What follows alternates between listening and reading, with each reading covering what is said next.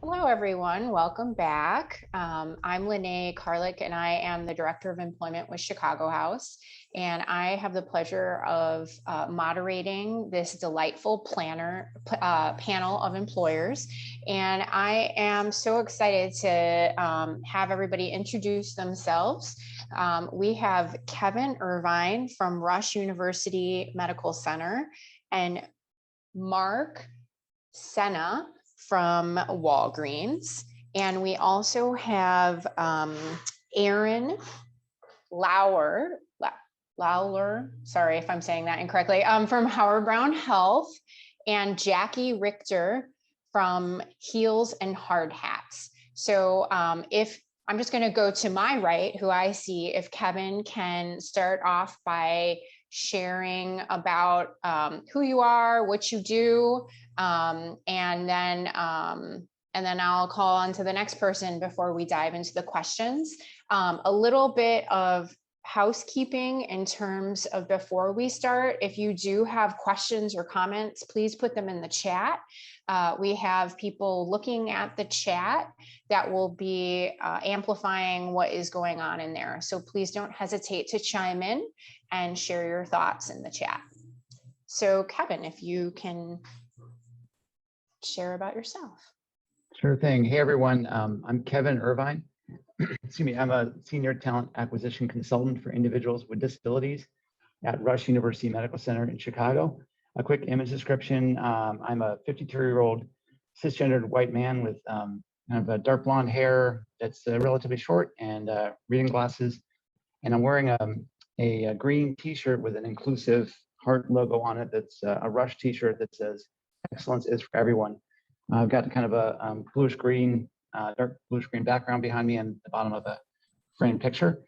My pronouns are he, him, and it's great to be here. So briefly, my role at Rush is recruiting people with all types of disabilities and chronic health conditions for jobs at Rush, as well as supporting our efforts to recruit veterans and people who live on the West Side, and serving as the main point of contact for our participation in the Hire Trans Now campaign of the Chicago Therapy Collective.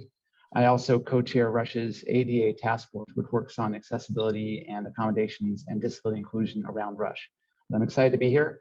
On a personal note, I'm also a person living with disabilities. I've got HIV and hemophilia B. So great to be here.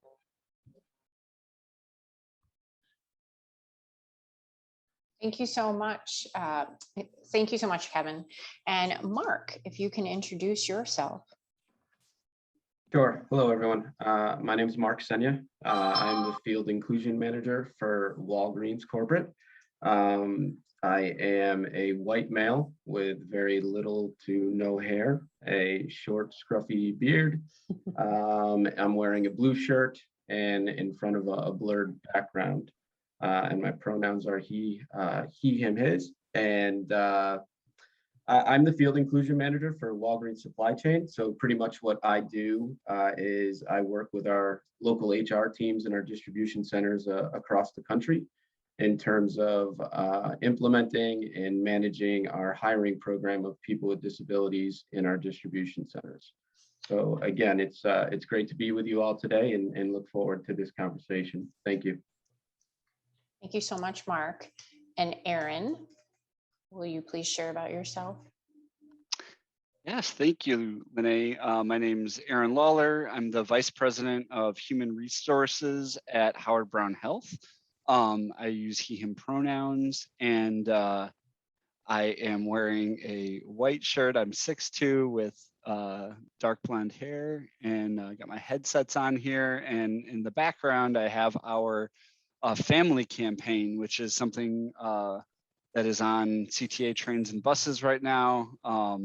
And it says a community of care for all of Chicago.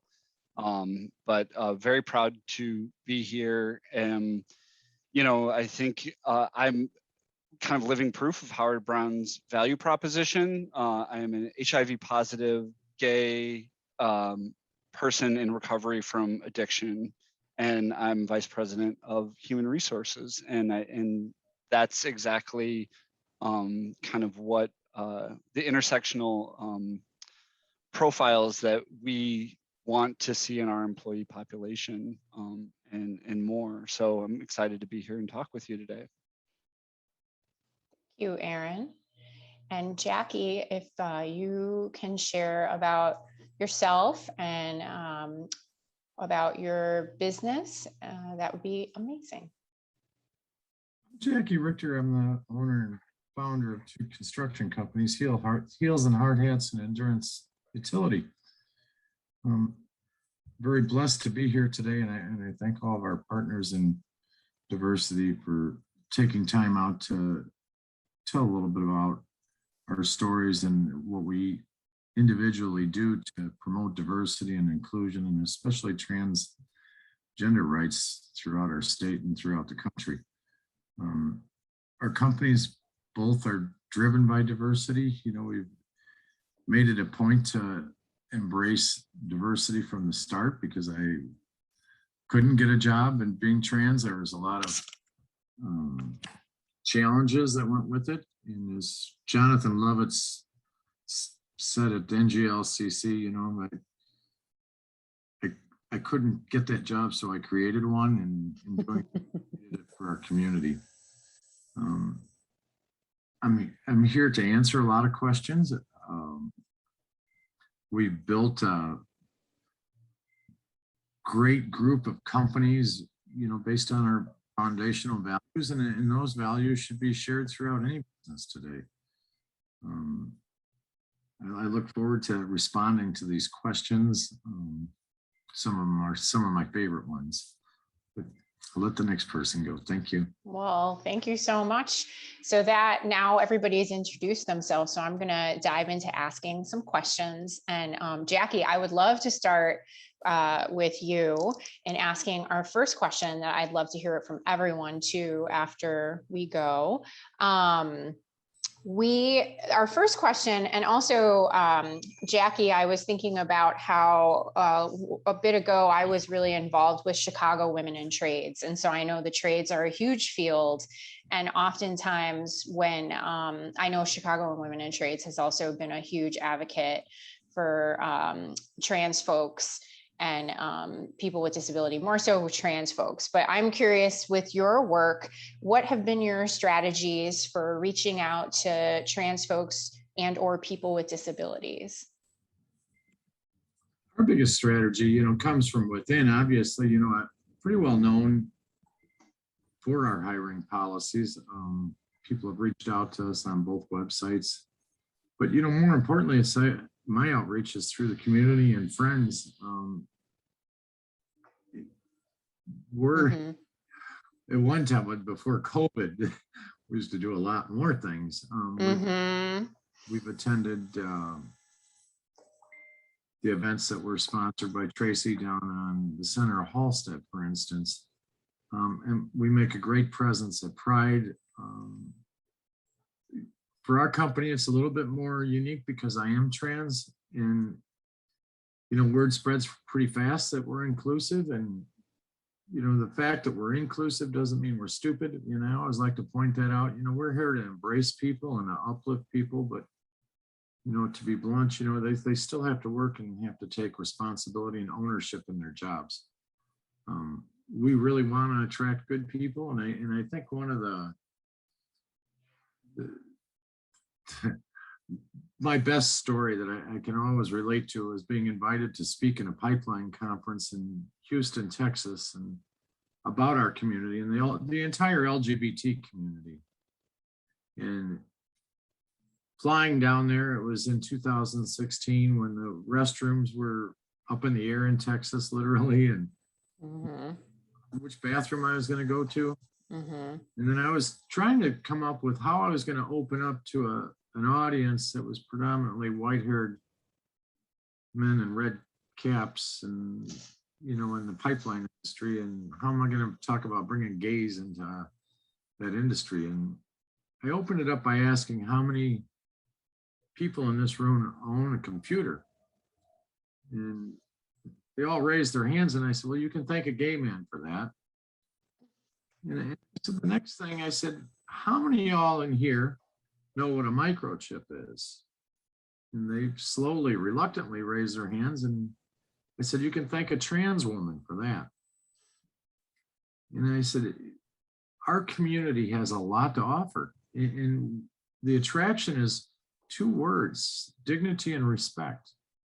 And that's what these companies have to, learn today, that, with the employee shortage that we have today, people that open their businesses and embrace diversity, they're going to be able to attract a more creative workforce. The facts are proven that a diverse workforce builds a better company. And I think these are things that employers really need to look at. And our LGBT community has a ton of gifted people. We were born with challenges. And I believe that God's offset those challenges with these tremendous gifts of, and especially with the gay men, they're so creative and artistic, and, they make the best clothes. I don't know where I fit in this mess, but, and I think that that's what society needs to learn today, and it's through events like this that we can educate people and carry that message far forward. I hope that answers it. Yeah, no, thank you so much, Jackie. I love how you're connecting with an audience that can be possibly hard to connect the dots with. And so that's a good tip. I like that. I'm sure there's lots of ways that can be used and bent in so many different ways when we're in a bind of who to connect with a bunch of people. Thank you so much. No problem. Thank you. Yeah. And Aaron, if you can also share about your strategies and reaching trans folks and people with disabilities and your work. Yeah, so we, this is part of, our value proposition of who we are, like I said. And so in that respect, it comes perhaps a little bit easier for us because we have strong brand awareness around being a organization that was created by gay folks to be able to provide non-judgmental, affirming healthcare to our community, and that broadened to all LGBTQ people, and now is broadening again to other marginalized communities and historically oppressed communities. And so that brand awareness is a big part of it, but also looking at our community sourcing strategies. So we partner with a number of organizations that help us to recruit in the trans and gender non-binary communities. We just participated recently with a job fair at Center on Halsted called Work. And we do things like that on a regular basis. The other thing is that we understand the the realities of being able to support employee populations that have disabilities, including those like HIV, AIDS. And so we embrace that. It's not something that we fear or think about. And I think maybe we'll get to that in a little bit, but community-based sourcing strategies, brand awareness, and not other organizations can do that, not just Howard Brown. And I think some of the panelists on this session are going to be able to speak to how you build brand awareness from a corporate identity in attracting folks with disabilities. We are really trying to do more veteran recruiting. It's something that has been a little bit more challenging than the other groups that we've mentioned. But to Jackie's point, just fully embracing the power of diversity and understanding that it leads to better outcomes is a big part of the strategy.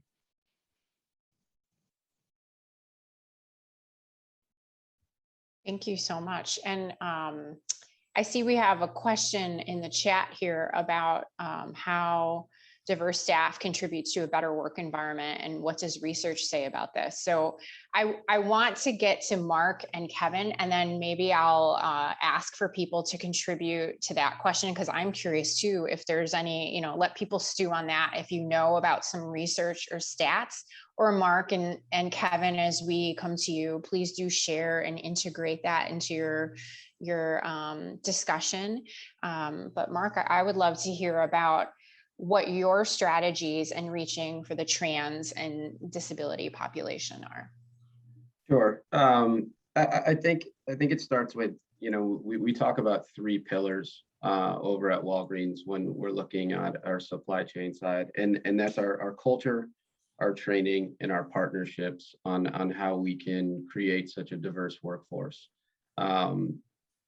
Our partnerships throughout the country with many different agencies that bring in members from, all diverse avenues. And, being about 15 years in also with a training program that's specifically designed for people with disabilities. So, we train our managers around different diverse topics. And it's something that we call Inclusion University. We hold it with all our front managers. It's a curriculum that we've created internally. We've gotten with our partners to build out that curriculum. And then it's about creating that culture after that, right? So once you get the right people in our distribution centers, and it's a running joke that I have with some of our managers, right? Because they push boxes and crunch numbers. Like I can get anybody to do that. I can teach people to do that. But it's the culture piece. It's getting the right managers, the right people, and bringing them into that culture and that acceptance that makes our building so special and why our programs work so well. Anywhere from education to just visuals. If you visit our distribution centers, when you go through our double doors, the first thing you see is the word "them" with like a giant slash through it, saying that there's only us in the building. There is no them. We're not going to talk about them and start separating people and putting people into different silos. And we do a really good job of that. And it's education for all our employees that work on the supply chain side. And then, of course, the biggest strategy and why we're so successful in doing all of this is really the partnerships that we've created throughout the country, right? Relying on our partners to help us get to where we want to be in creating such a diverse workforce. I will tell you, just to speak on people with disabilities, our turnover is significantly less than a person without a disability. You're finding employees that have never been given opportunities to prove themselves that they can do the job. So they'll do everything they can to show up on time, give you the 100%, give you that effort. So we have seen turnover reduced big time with our folks with disabilities in our buildings. Attendance is so much better. And then, you think people with disabilities, sometimes we have the whole gambit of disabilities, the wide spectrum. So it covers all disabilities. And you think the first thing of somebody with a cognitive disability or autism, they're going to hurt themselves. They're going to be unsafe. And it's not true. We have statistics where it's significantly lower than anyone else in our buildings. So again, I think it's creating those 3 pillars, that culture, that acceptance, knowing that there's only us in the building. And that's pretty much our strategies around that. Thank you so much, Marc. It sounds like it's really systematized, which is awesome to hear. It makes me want to pick your brain, but this isn't about my work today exactly right now. So I'll have to do that at a later time. But yeah, the reducing turnover is an amazing point and piece that you brought to light. I did not think about that. And that is something that is definitely needs to be continually amplified in terms of what is being brought to the workforce. And Kevin, what would you say your strategies are for engaging and reaching the trans and disability population? Sure. Thanks, Lynnea. So yes, again, I'm Kevin from Rush, and I think our strategy for reaching the diverse communities that we serve is multifold. And I think We do some things like we also participate in the Center on Halstead's work job fair, LGBTQ plus job fair. I've done that for a number of years.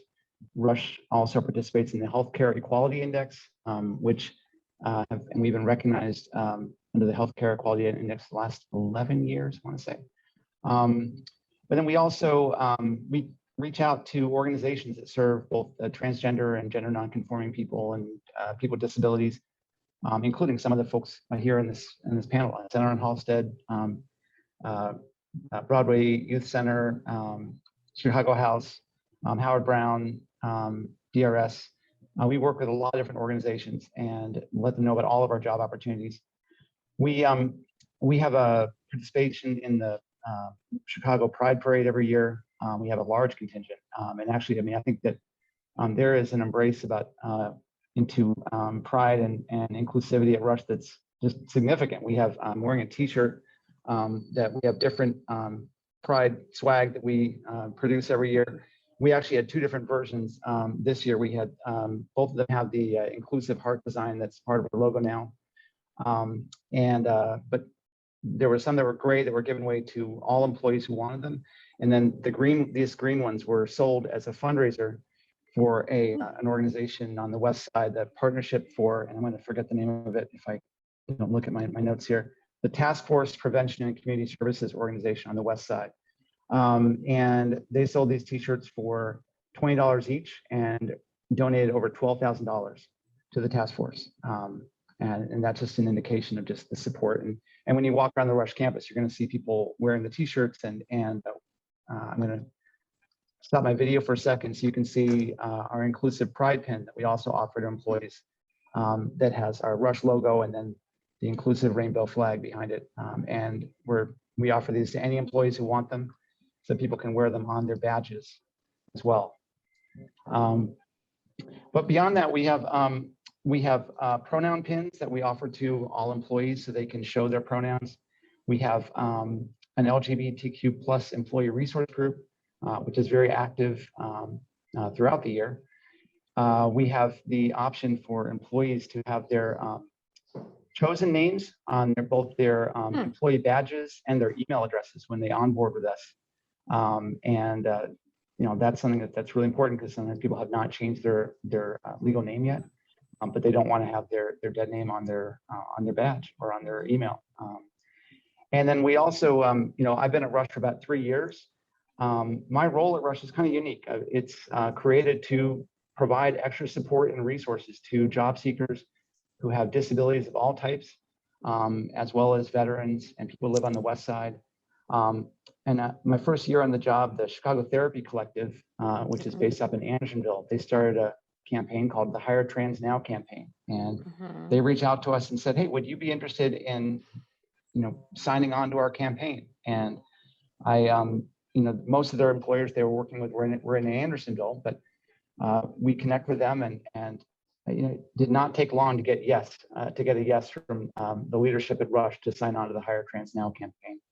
So we provide gender affirming care at Rush through the Affirm program. And I think that the people that come to Rush for healthcare are some of the best advocates, both for Rush services, but also for employment at Rush. And so I think that we, beyond doing outreach to the organizations that provide support to job seekers, we also want to connect with people that come to Rush, whether they're transgender, gender nonconforming, or people with all types of disabilities and chronic health conditions, because we recognize that when the people that are providing our services have experience using our services, they're going to provide better services because they understand and they've got an insight that people that don't use our services may not have, or at least not to the same extent. So we also have an active disabilities employee resource group that meets every other month.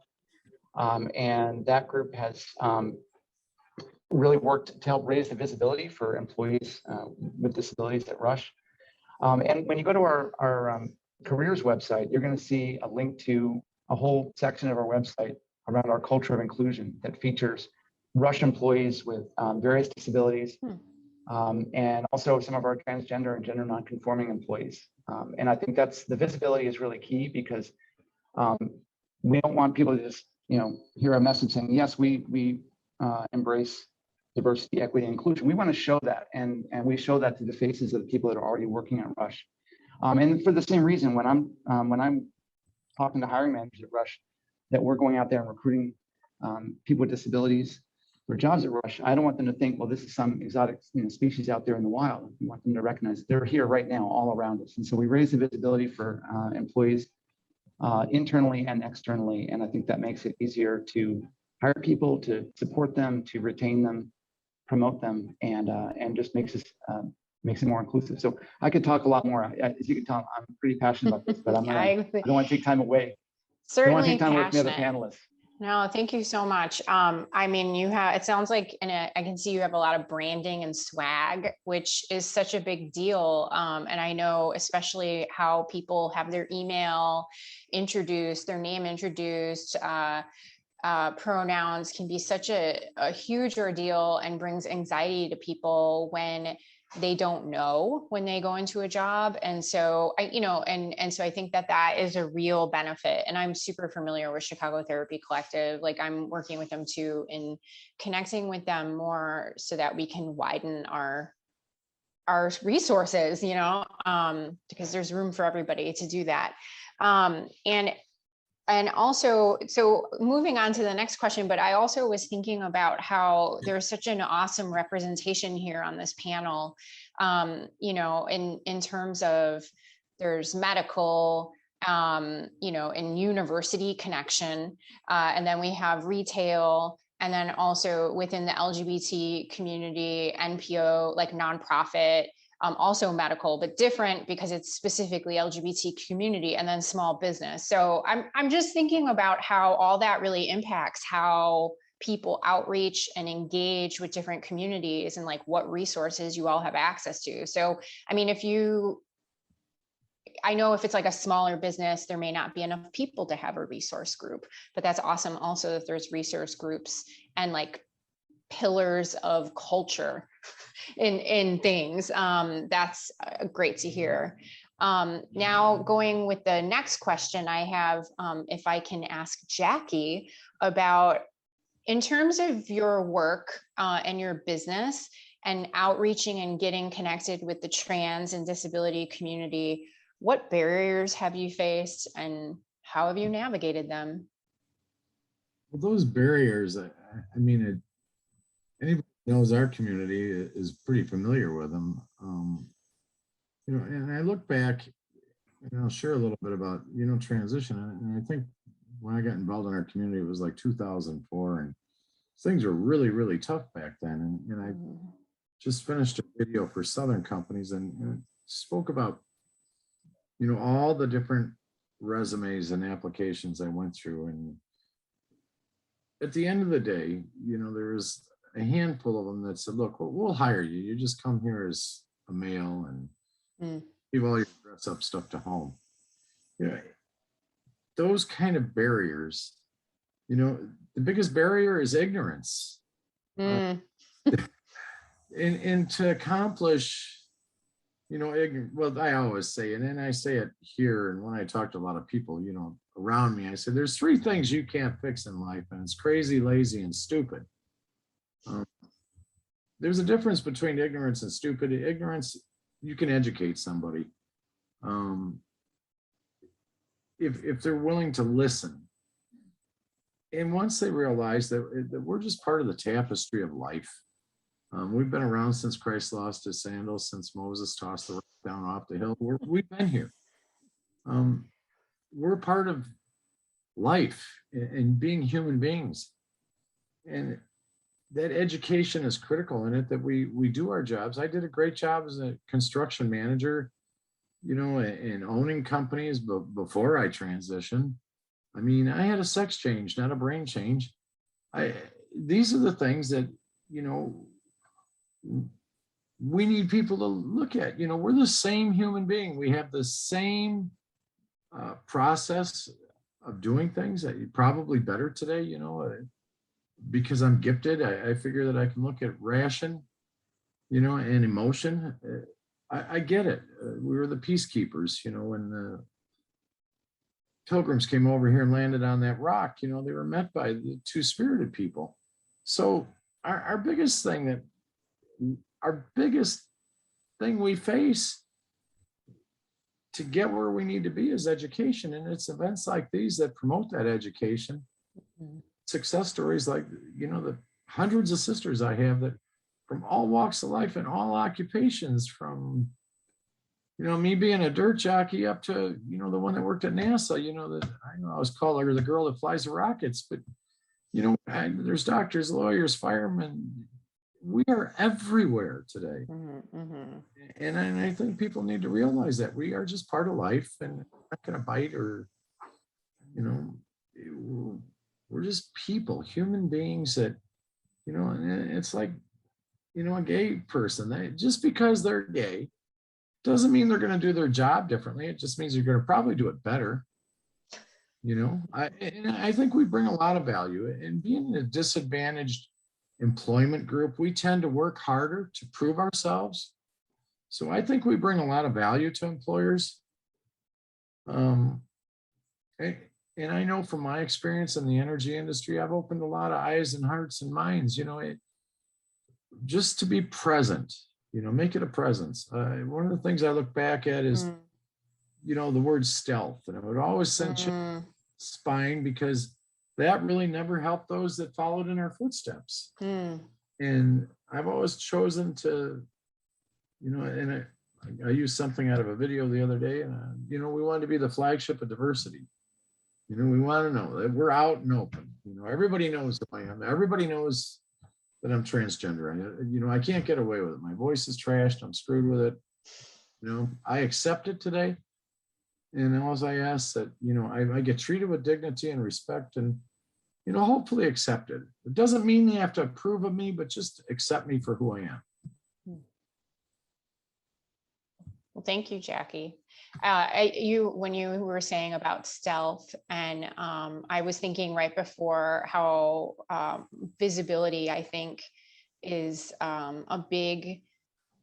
it's a big thing. And I think that in the last 15 or 10 years, it's really changed. But I do know also visibility is a privilege, right? Like for some folks. But it just made me think about visibility, because if people don't know people exist, then nobody can learn. I'm gonna take a shot at that privilege, Chris. Yeah. It's not a privilege. We take ownership in this. Invisible, and I've taken more than my share of hits for it. I've been hit hard, emotionally, mocked, and I've lived all that stuff. But I made that choice. I made that decision to take ownership that I am transgender, and that I will make a difference. And that's not privilege. That's owning what you believe in this community and in your heart, and what you believe that's going to help others, have a better future. Yeah. Thank you. Thanks, Jackie. And for Aaron, what would you say are some of the common barriers at Howard Brown in terms of working in the community and working with gaining more, a more diverse workforce within the community, for trans or disabled and disabled populations? So I think there's a common barrier that is faced by kind of many historically oppressed or marginalized communities, and that is we cannot place a traditional standard on requirements for employment. So, and it goes down to what we require, so are you just requiring a bachelor's degree in your job descriptions, or are you requiring a high school degree plus X number of years experience in lieu of that bachelor's degree? If you do that, now all of a sudden you've made your job posting more accessible to more people. Another tip that isn't necessarily about this topic, but research will show that the more requirements that you put in a job description, the more bullets, the more likely you are to exclude female or women, people who identify as women candidates. Because, men are tricky. We'll we will apply for that job if we only hit 75% of those job requirements. But research will show you that women actually will not, and everybody's different, but research is showing that women will only apply for a job if they meet 100% of those job requirements. And so really looking at what is the job, what is needed to do it. So that's one, a couple of examples. Another is just around stigma, and Jackie did an amazing job talking about that and just understanding the lived experience and kind of soaking in that lived experience that folks are sharing with you. Because, and Marc touched on this too with folks with disabilities, because your stigma would tell you that they're, oops, yikes. Your stigma would tell you that you're going to have attendance issues, that they're not going to be as productive, and that's not accurate. So we have to check that bias and be able to understand that folks that come with a range of lived experiences, whether that's trans folk, HIV positive folk, disabled folks, that they're really going to be able to drive value in your organization. So I think those are really two great examples, the stigma, and then really making sure that you aren't creating essentially a adverse impact. So you didn't mean to ice out a particular group, but your actions and your hiring practices actually kind of exclude a group that you didn't maybe intend to exclude. Thanks so much, Aaron, for that thought. That gives, I'm glad that we're hearing an HR specific perspective, because that is so true. Even as a non-HR person, there's so many pieces of hiring, and you can easily accidentally exclude people just by the practices when you don't intend to. And Marc, what would you say are some common barriers in focusing or recruiting people from the trans and disability communities, and how did you face those navigate those barriers? Yeah, I think it goes to what Jackie and Aaron were saying. I would have to agree with them. Is, you have that ignorance that's out there and that stigma, right? Those are the biggest barriers for us. Those naysayers that are telling us that, that person that's trans or that woman in working in supply chain isn't going to have a productivity rate like everyone else. It's breaking down those barriers and showing them like, okay, like Aaron was saying, that's not true, right? You can't go spreading that information. And oh, by the way, here's the data and the statistics that we have to prove you wrong. So, it goes to just trying to, and I think Jackie was saying this, that education piece, right? It's keeping it out there, that awareness of what we're trying to do. And we're upfront with that at Walgreens. When you're sitting in our orientation, I mean, you're getting a disability 101 awareness and etiquette training on some of the things you may see here in what we're doing out there, right? And if you can't get on board with that, I'm going to tell you, it's going to be a very short-lived employment with us. And we've created that culture throughout the years. And if you can't get on board, then we're okay. We'll move on and we'll find somebody else that wants to do the job. We do something with success stories, especially around our disability program, where every week we'll put out a success story of somebody that has come through what we call our transitional work group, our TWG program. And we put that out throughout the company to make sure that people are hearing what others are doing, right? And to find out that, this type of employee is working at Walgreens, and this is the type of employee that we want. I think Jackie said something around people, right? We're all people, and in all different walks of life. So, that's what we see at Walgreens is the person, right? And we use people first language, especially when we talk about folks with disabilities. It's not a disabled person, it's a person with a disability, people with disabilities. And we try to drive that home. But with those success stories, in breaking down those barriers, One quick story that I love to tell is this is the type of employee that we're looking for and you're going to get when you implement diverse work programs. This was back in 2013. I'm stationed in Connecticut on the East Coast. I'm the only one on the diversity, equity, inclusion team that actually sits in one of the supply chain buildings. We were getting a snowstorm that was going to be measured in feet, not inches. Our buildings are open. We have to get product to the store. And you know, when you're talking about people with disabilities too, like transportation is always a nightmare, right? So snowstorm, buildings open. There were people sitting in our break room waiting to work. I usually have a 20-minute commute in. I went to the office. It took me 2 hours to get in that morning. And I looked in the break room to my right, and the break room was full of people that came through our training program. And I'm scratching my head and have some other choice words as I'm dripping wet with snow and everything. And I say, how are you guys here on time waiting for work? And one of them looks at me and says, well, a group of us got hotel rooms the night before and made our commute that much shorter in the morning to get to work on time. And I'm just like, wow. Like, what type of employee, that type of dedicated employee? I'm not doing that. I'm still not doing that.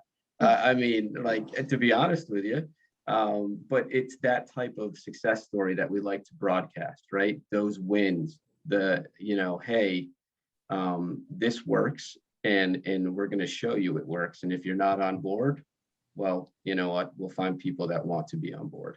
And that goes back again to our strategy, right? Our culture. And what we want in our buildings.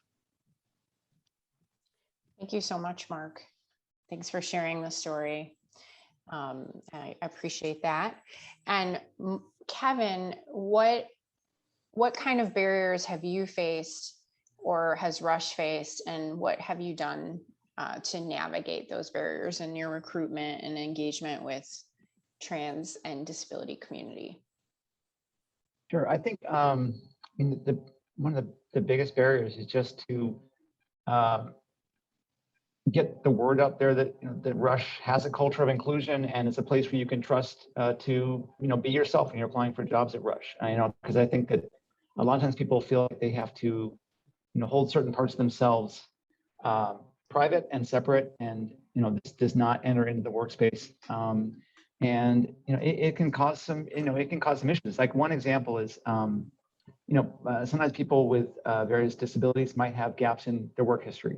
You know, that had to take time off to, you know, handle medical issues or, you know, other things going on in their lives. And so they think, well, let's just, you know, not talk about that. And then, so they kind of leave that as private and don't address it, and don't address it either in their, you know, interview or in their application or in their resume.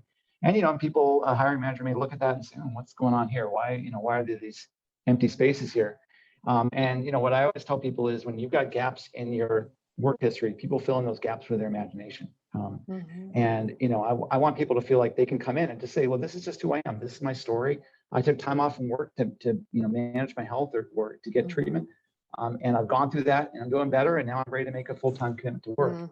But they don't do that unless they feel that they can trust you with that information. And so that's where telling our story, the you know, putting examples of diversity, equity, inclusion front and center on our careers page and in our communications that go out there, so that we can, you know, people know that they can trust us with their personal information, that it's not gonna come out, be seen as something that is going to be used against them, but actually is going to be seen as a strength. And I think that that's something we really want people to know, is that, you know, you should be leaning into your identity because it does make you stronger. And I think that people that understand what they need, you know, and what environment they need to work in to be successful are the best people to have working for you, because, you know, someone that doesn't know what they need is going to struggle. They're not going to ask for disability related accommodation when they need it.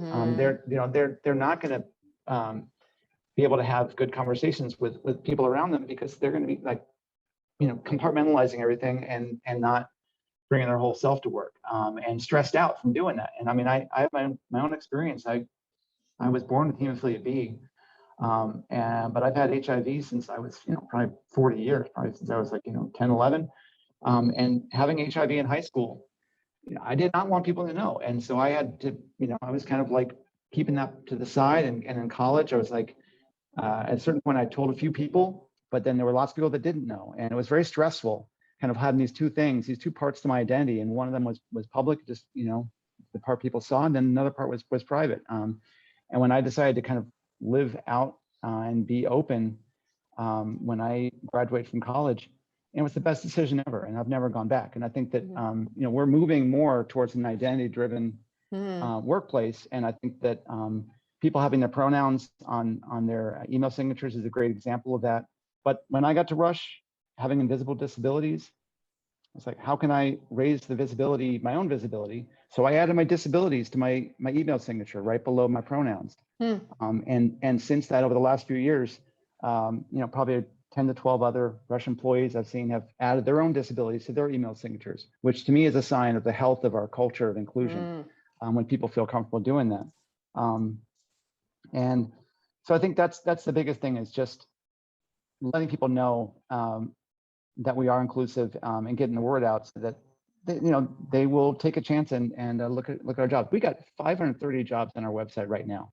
We can't afford to be exclusive. We got jobs to fill. We need people. We need people on board. And so this whole country is moving in a more inclusive direction. And another great example is LinkedIn just added being a stay-at-home parent as a job category you can put on there. And I spent 12 years as a stay-at-home dad. I got a 15-year-old daughter. And I was so excited when I could go back to my LinkedIn profile and put in there my 12 years as a stay-at-home dad. So anyway, those are just a couple examples, but thank you. Thank you, Kevin. I haven't heard of folks putting their disabilities on their signature, but I love that. And I love that there's a work environment that's inclusive and gives space for you and others to share that sometimes people can use those vulnerabilities. But I'm glad that is not the case at Rush. And it, I also just think too about when the gaps in resume, people can take a leave from a job for so many reasons, right? But like, we have this negative perception.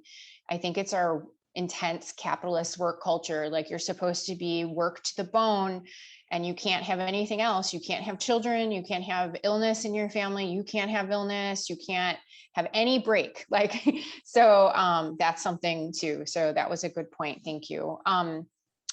And so now we have our next question that I would love to ask Jackie and have her share about, we're talking, I can't remember, I think it was Marc who said naysayers. I love that term, naysayer.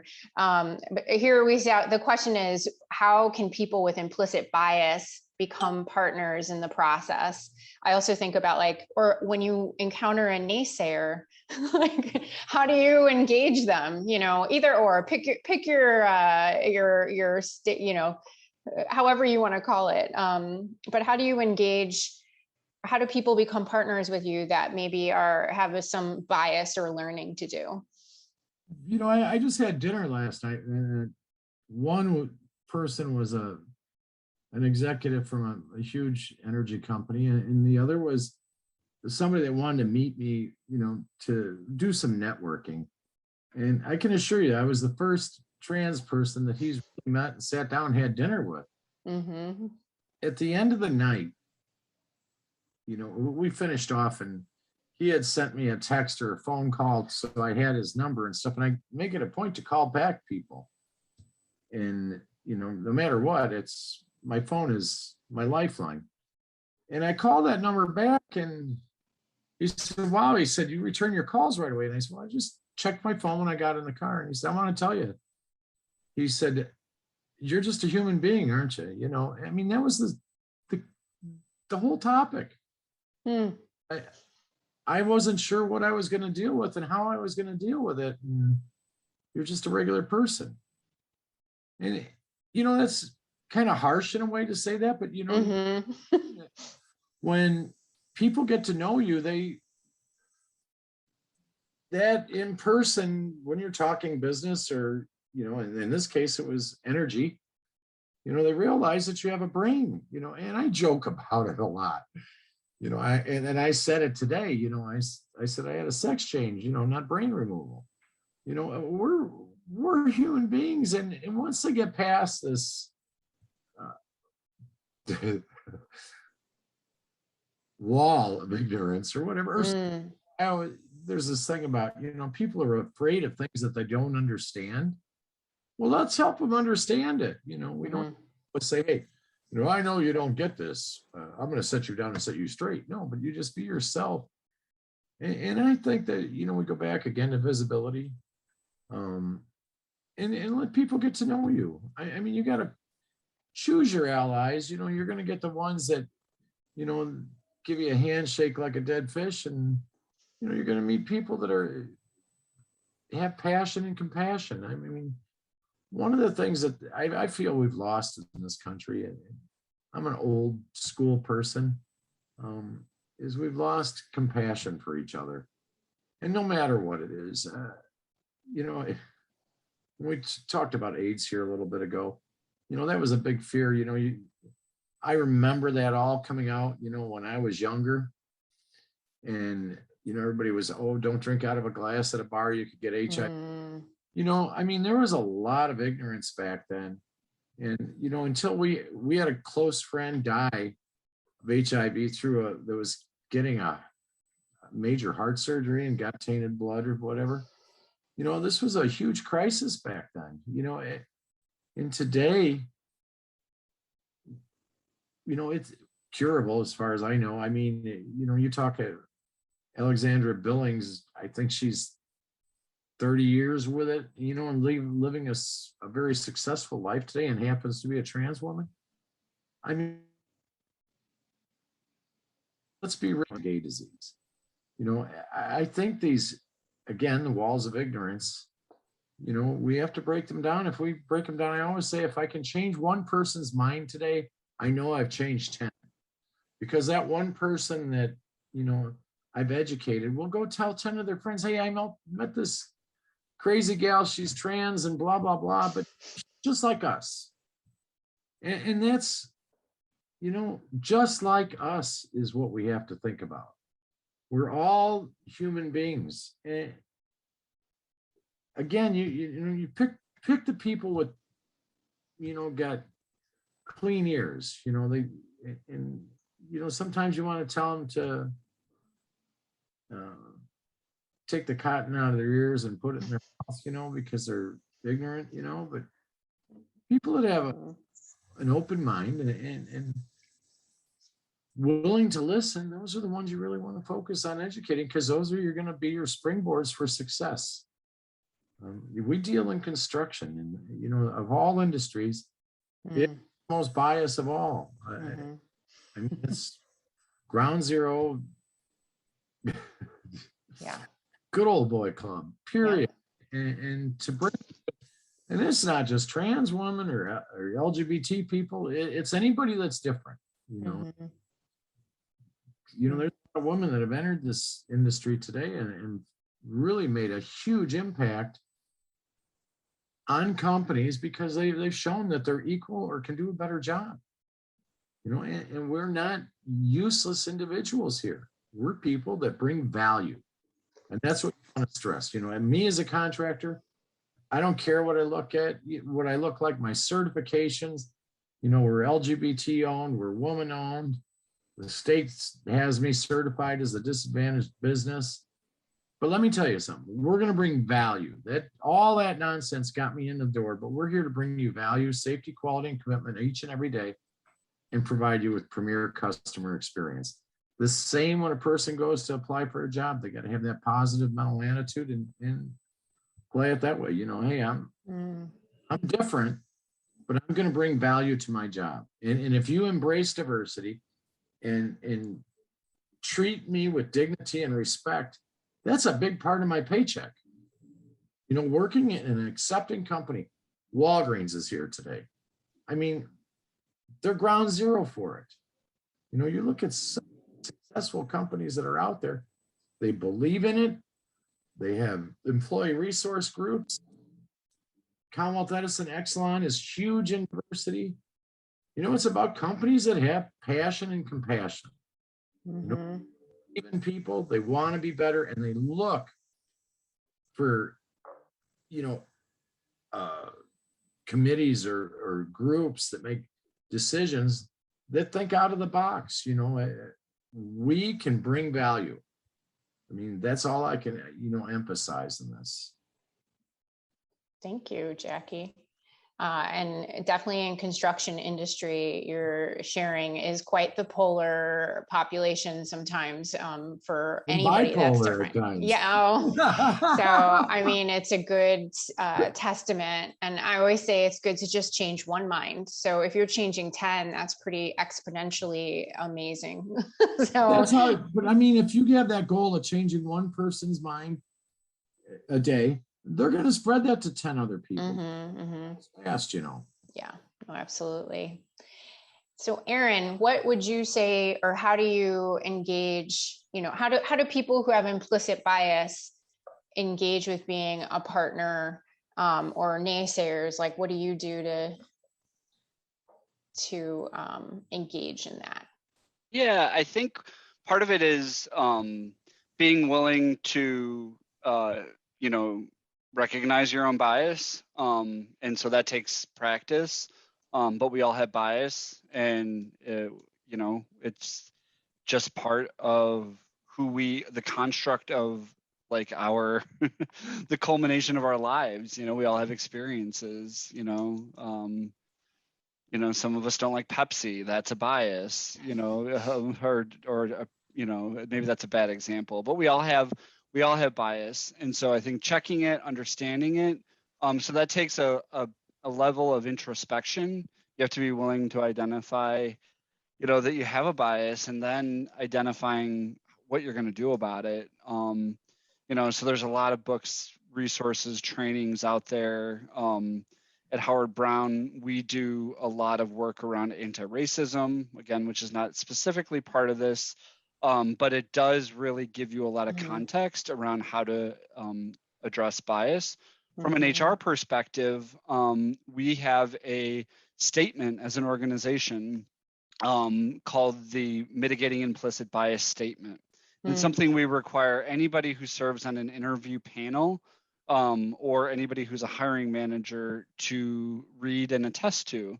And it starts off with simple things like, do you have a conflict related to this candidate? And then it gets you into the more complex stuff around implicit bias. So I think that's one thing. And then around like the naysayer piece, I think Jackie really touched on a lot of it very nicely, and it's just understanding who you are. So a lot of self-awareness, who you are as a person making these decisions, who you are as an organization, and what your value system is, and staying true to that. And then understanding, that I guess understanding that you want to, I know from Howard Brown's perspective, we have a lot of trans and gender non-binary employees, and they get misgendered on a regular basis. And it's a really hard thing. But something that we've really taken the posture as an organization is, we're not going to disengage with vendors who can't get pronouns right. We're going to take the education to those vendors and really help them. One thing that we do at Howard Brown is provide technical assistance to organizations who want to do better in the space of trans and gender non-binary issues and actions and things like that. And so that's something that I think is also really important, because in dealing, not in dealing with and working with and seeking to do better in these, it's going to be a practice, and we are going to screw up. And so that's another thing that's really important to us as an organization. And I just want to say one thing about, we've talked a lot about disability and trans community members. And I also want to just talk a little bit about HIV, because that's something that I was asked to speak about. And like Jackie said, HIV has, evolved exponentially. But, I've been HIV positive since 2006. I was on the first clinical trial for the 1 pill once a day regimen, and I have never missed a day of work because of my HIV status. And so I think that's another thing that I just felt was really important to raise as a course of this discussion. Not that it might not come up a lot in job interviews, but it might come up when you hire folks, and to know, that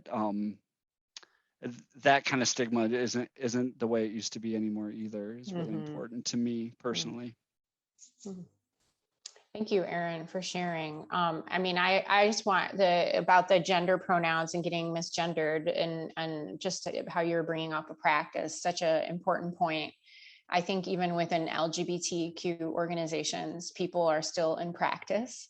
I know in our organization too, like there's a lot of inter-community different knowledge bases. So thanks for bringing that up, even though if it's vendors or internally. So thanks for touching on that too. And Kevin, how about you?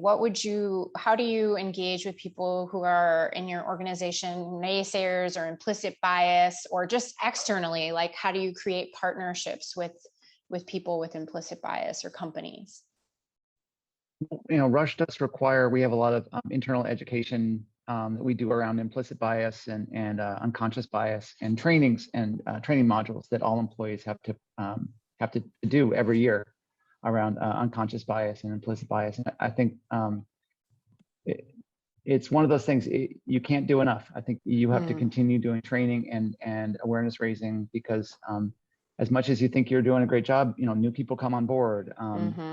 People forget. I think, and again, this is where having a diverse workforce really aids you in these efforts, because the more diverse your workforce is, the more likely you are to kind of recognize areas where you're falling short. And I think that's where we just had, and I just got pulled in on an email recently where someone was applying for a new position and was getting misgendered in the email that was sent to them. And it's we've had training, but we have to continue to do that. But it's if you don't have people who are feel empowered that they can actually call you on that, then you're not going to recognize that. And I think that's creating a culture where people feel safe to share their experiences and to call out areas where you're falling short is critically important. Thank you so much, Kevin. The word competency is always, nobody has brought up the word competency, but I think in implicit bias training, right, that term can come up, but it's also about humility and lifelong learning, right? No matter where you are, in terms of racial equity, gender equity, and all the things like in community, out community. So thank you. And so we have a good 4 minutes left here. And our last question we have is about why, all these things that we're talking about, like as your final takeaway for this panel, what would you say, why should other employers embrace, inclusion and equity and including trans folks and people with disabilities in their workforce? And Jackie, what would you say? It gives us options as an employer. If I was straight, and I'm going to use that scary word normal, what a huge opportunity is to embrace our community and get this talent. Today as an employer, and I'm speaking, forget me as Jackie, as a hardline employer, I'm looking for people that bring value. And for that value, I'm willing to give them something that they don't get every place, dignity and respect. I mean, we want to embrace these differences. I don't care who they sleep with. I don't have to be in their bed. I want them to come to work happy, do a good job, and put forth their unique capabilities. Again, I go back to, I'm a firm believer that our community has much more to offer than most. And we got tough fighting people in here, people that can fight tough battles. I want them on my payroll. We got a hard job to get done. I want somebody that's going to drive it. You know, I have no problem in hiring a trans woman. They've been through hell and back. You know, come on board. If you can make a difference and own your job and do a good job, I want you here. I think that our LGBT community is a great resource for hiring good people that bring value. And that's from the employer standpoint of heels and hard hats and endurance. Me personally, you know, I'm all about glitter and rainbows and unicorns running. I love to have my community around me because I know it's a caring and loving community that we all embrace each other. And I feel very blessed each and every day I suck air and I'm vertical that, you know, I'm part of this community because I know, you know, this is our family. And our family, my family, you know, I'm a miracle, you know, from Howard Brown. I went there when I didn't have money. I didn't have a job, didn't have insurance. And Howard Brown opened those doors for me. And to this day, I never forget that. And, you know, we're very blessed for these organizations in our community today. And, you know, I think I speak on behalf of everybody that's in this room, that's in our community. You know, thank God, you know, we have the community we have in Chicago and the state of Illinois. Thank you so much, Jackie. And Aaron, what would you say, like, why should other employers embrace hiring and good practices for trans and people with disabilities? So one, I feel a moral imperative. So I think it should be something that we strive to do. You know, especially looking at these movements and the progress that has been made around disabilities and LGBTQ issues is so impressive, but also a call to action that there are still more people to include. The fact that we live in Illinois where folks cannot be fired because of their orientation, their identity, but in other states that is not the case. And so I'm so grateful that we're here, but there's so much more to do. And then the other reason is because it benefits business. So, you know, if I had 10 people that thought like me, I would be so screwed because I need the different perspectives of the folks on the HR team that is a big, diverse group of people. And so it's good for business for that reason. And then the last reason is the job market right now is very employee centric. The power is in the hands of the job seekers. And so to get the talent that we need a big tent approach. And that includes hiring people from all different perspectives. So moral imperative, better decision-making, market realities. Awesome. Thank you so much, Aaron. And Marc, what do you have to say about why employers should have practices, inclusive practices? Yeah, I don't want to repeat what Aaron said, but that was great. I mean, he's right on with saying everything right there. And to just touch on, like, you know, different perspectives, different values, right? And again, I said it earlier, statistically, we have all that. We can back it up. I can show you that. You know, and it's better business. End of story, better business. You know, and we have a lot of work to do, right? We still need to educate people and bring that awareness. So it's nice, and I've had a pleasure, you know, speaking with all of you on this panel. I've learned so much hearing all of your stories and things that you're doing. So from me personally, thank you so much for letting me be a part of this too. Thank you, Marc. And Kevin, how about you send us home with a closing statement also of your cheerleading?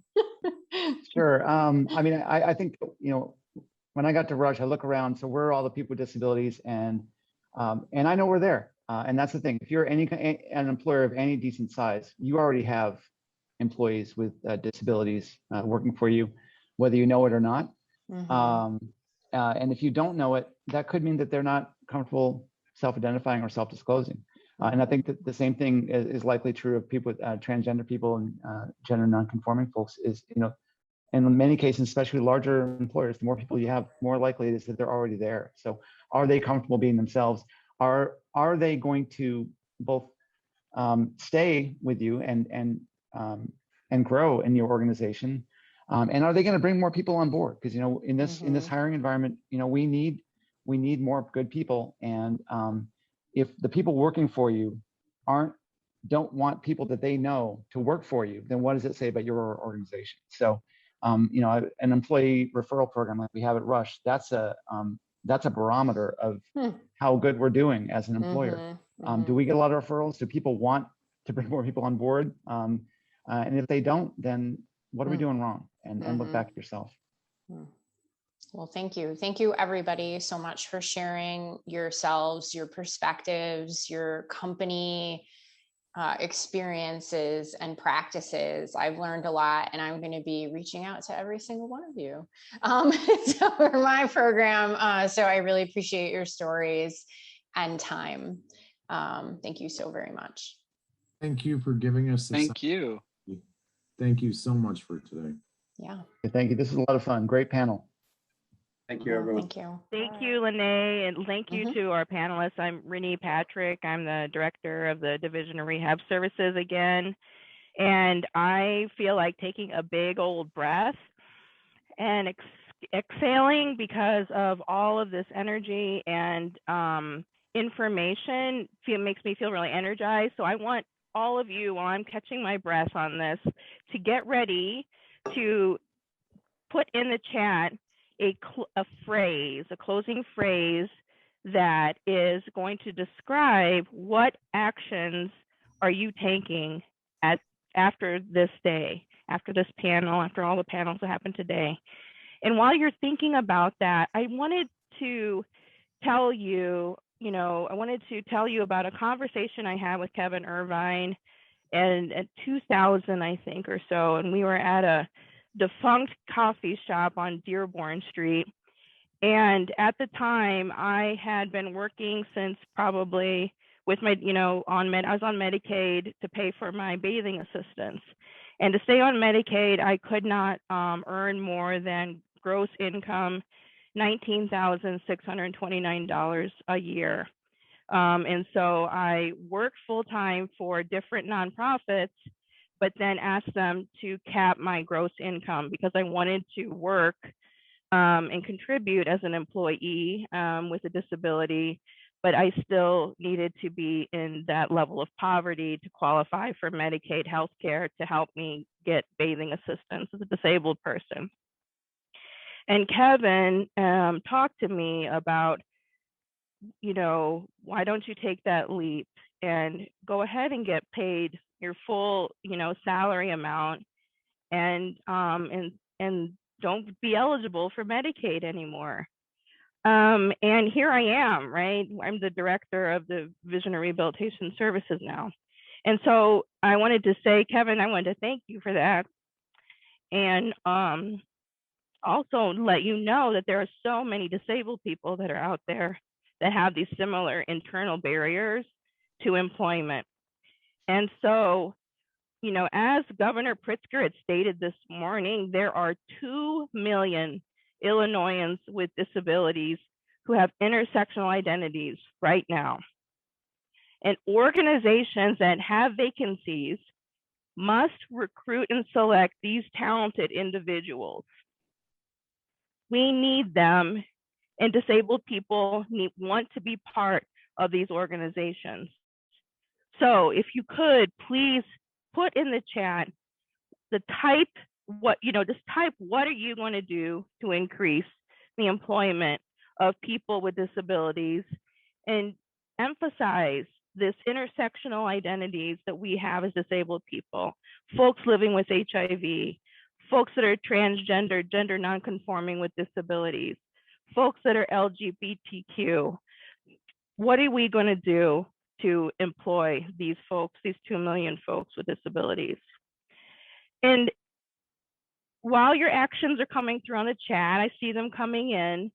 I wanted to thank the governor of Illinois for his leadership in calling on workforce to include people who are gender nonconforming, transgender, to make sure that we are doing our jobs as government agencies. I wanted to thank my workforce partner, the Illinois Department of Commerce and Economic Opportunity. I also wanted to thank all of the panelists, fantastic, and our keynote speaker, Marc, Ms. Rock, you're the one who convened that event with all these other folks in April about 8 people living with HIV and employment. So thank you for your leadership. I also wanted to thank the Illinois Center for Specialized Professional Support, my own agency, the Illinois Department of Human Services, which includes the Division of Developmental Disabilities, the Division of Mental Health, the Division of Substance Use and Recovery, and the Division of Family and Community Services, and also Donald Dew. We had those conversations about this summit, and here it is. We're wrapping it up from Rehabilitative Systems. Thank you, Donald. And I also just wanted to say too that one of the action steps is to follow up what one of the panelists just said. For me, as the director of the Division of Rehabilitation Services, is I need to call out where my division is falling short in terms of services for folks in these communities that have disabilities. So thank you to everybody for being here, for doing this, for becoming more aware this month on the importance of employing people with disabilities. I really appreciate your time, energy, engagement, and compassion, passion, and this is just the start. Let's rock and roll. Thank you. Thank you so much.